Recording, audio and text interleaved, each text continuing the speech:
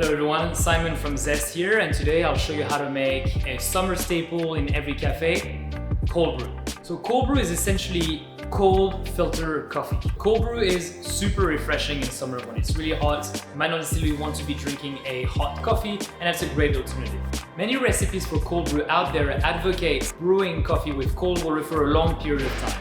What we actually recommend at Zest is to brew coffee with hot water. Now the reason why we prefer to brew coffee with hot water and let the brew cool down and serve it cold is simple. First of all, with hot water, we're able to extract more out of our coffee, get more flavors, more sweetness, and more acidity as well. Second reason, it also allows us to brew hot coffee, serve it as a batch brew, and if it doesn't sell, you can actually just chill it and serve it cold the next day.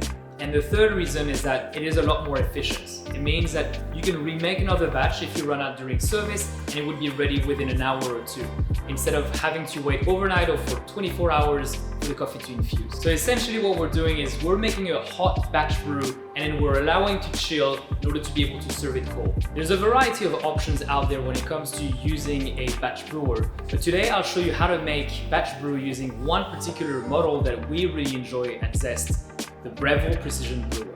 So the way the Breville Precision Brewer works is very simple. In here, in this tank, goes the water.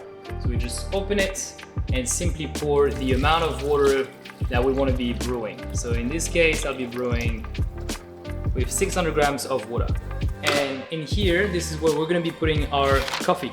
So what we need to do is just put a paper filter in it, we'll rinse it, and we'll add a specific quantity of coffee depending on how much coffee we want to brew.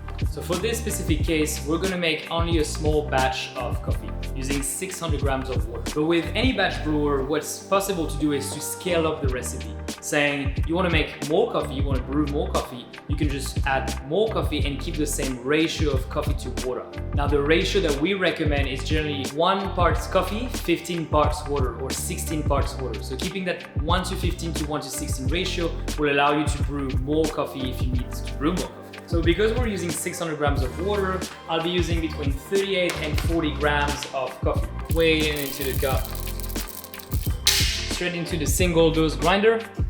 Move to the coarsest setting. If you want your brew a little bit stronger, you can go down to 14, but we generally recommend grinding quite coarse.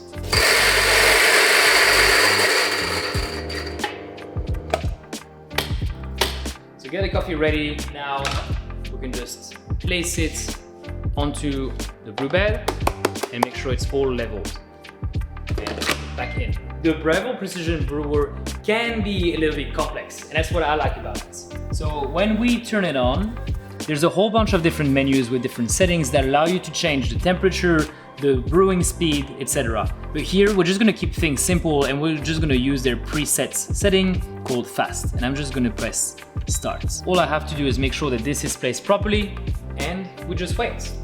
So it will dispense the water automatically, and it won't stop until all of the water is finished. And there's nothing else to do. That's it. And now that we're done brewing, we can just straight away pour the hot brew into a bottle or into a jar and stick it into the fridge right away. So now don't forget to close it with a lid, label it, mark the dates on which you brewed this coffee, and don't store it for more than 1 to 3 days.